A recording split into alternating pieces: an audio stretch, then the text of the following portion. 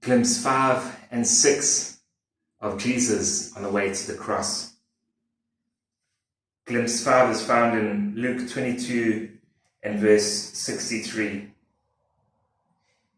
The men who were holding Jesus started mocking and beating him. We must understand the depth of the horror of this moment in the life of Christ. And this wasn't the only moment before the cross where he was beaten and mocked, where he was spat on. It happened with the Roman soldiers as well, where they twisted a crown of thorns, wedged it onto his head, beat him with a staff, put a cloak around him, bowed down before him, mocking him.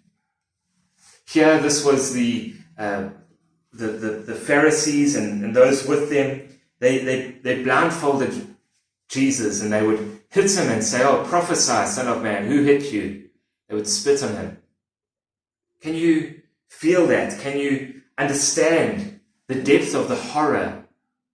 Not just that this would happen to anyone, that's horrible enough in itself, but that it would happen to the Son of God, the most beautiful, the most precious, the most glorious of all, the one who created everything, the one who is timeless, the Alpha and the Omega, the beginning and the end, the one who was and who is to come. This timeless wonder, glorious Christ was beaten and mocked and spat on. Surely, when we hear this, when we read this story again, when we think about what happened to Christ on the way to the cross and on the cross itself, surely this should provoke praise from us. I want to say this is why we have Easter.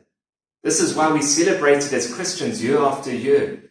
We celebrate it so that we will be reminded, we will be stirred afresh of the horror and of the wonder of this moment, of the humility of the Lord of all, the King of Kings. Do we see that this, what is happening, this stirring up of praise in our hearts, this amazement and wonder that our King would do this very thing for us? Do we see that this is a fulfillment of God's plan from the beginning? God loved his Son. The Father loves the Son so dearly and so deeply that he led him to this place of incredible humility, and that he raised him up to the highest place. Philippians 2 says that at the name of Jesus, every knee will bow in heaven and on earth, and every tongue declare that he is Lord. And so as we see this, and as we feel it, and as we celebrate afresh, and as we give up a heartfelt praise, thanksgiving, and to God, as we just stand in awe and amazement of what he has done, the price he has paid, we must see that we are fulfilling God's purpose and plan. My hope is that our praise really would reflect this. I think we are at risk of becoming just so bland in our praise that we become so monotone, we become so familiar with these words and with these stories that they're just stories. It's like water off a duck's back. Let us stand in amazement. I want to ask us today and ask you today, do you stand just in the amazement and in thanksgiving for the gift you have received, the forgiveness of sins? Or do you stand in amazement at the price paid? It's not good manners to give a gift with a price tag still on, but this great gift of salvation is too great not to know what it is worth. And we have a sense, we have a glimpse, we have an insight into the great and terrible price that was paid for our salvation. May we stand in awe of this today. Glimpse 6 then is taken from Luke 22, verse 70. They all asked, "Are you then the Son of God?"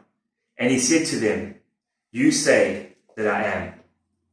Now, this was the conclusion of the trial, if we can call it that, of Jesus, and it was an absolute shambles and done even against their own customs and their own regulations and their own principles. They broke all of those and disregarded all of those because of their hatred and their desire to bring Jesus down.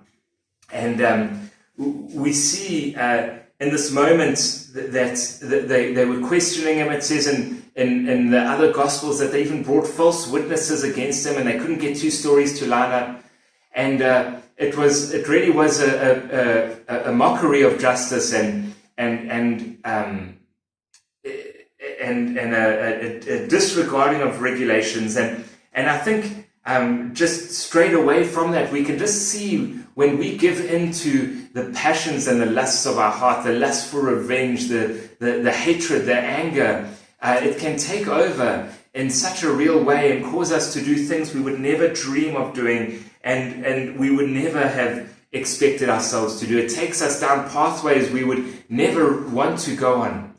And so we need to be careful not to fall into the trap of the Pharisees, to give in to the lusts of our heart, these sinful desires that want to take hold and grip us and take us down a pathway that we wouldn't want to go. Jesus declares in this moment, he says, "You say that I am." And it may seem a bit vague and uncertain to us, but in their minds and in that moment and in that way that he expressed it, it was absolutely clear. This man was claiming to be the Son of God. And here we see something so important about Jesus. And C.S. Lewis describes this beautifully in Mere Christianity, where he says, listen, let's get the story of Jesus just being a good man right out of our heads. Jesus just being a prophet, just being just a wise man who lived on the earth some time ago. No. Jesus was either a con artist, either he was a madman, or he was who he says he was. He's unlikely a con artist because we can see where his con got him in the end. It got him persecuted and eventually got him killed. We see this statement even from Jesus as he accepts and declares, "I am the Son of God. I am the Messiah. I am the chosen one. I am the Son of Man and the Son of God. And you will see me seated at the right hand of power." And as he declares this, the result of this was certain death, and he knew it very well. He knew what was going to happen. He had prophesied and already spoken to his disciples a number of times of what was to come to pass. And so he knew what was happening. He wasn't a con artist, because con artists try to get something out of it. They're conning people to benefit themselves. They're telling lies and stories so that they can become rich or famous or popular. No, Jesus was not a con artist. So either Jesus was a madman, either Jesus really thought this about himself and it wasn't true, or it was true and he was who he said he was. We must get out of our mind whatever the secular, unbelieving world would say to us, that Jesus was just some good moral person who lived all these years back. And if Jesus was who he said he was, then he is today who he said he was then. And he is where he said he would be. Right now, right here, as you listen to this, Jesus is God himself, and Jesus is seated at the right hand of power, and soon he will be coming on the clouds of heaven. So, as we see this Jesus as the Son of God and the Son of Man, as God in the flesh, Emmanuel, God with us, let us see him not just with a few glimpses on Easter. Surely he deserves more than that. Surely he deserves more than just 10 glimpses around Easter time. Surely he deserves the steady gaze of an awestruck soul. So may that be true for you and for me today and over this Easter period and always. That was glimpse 5 and 6 of 10 glimpses of Christ on the way to the cross.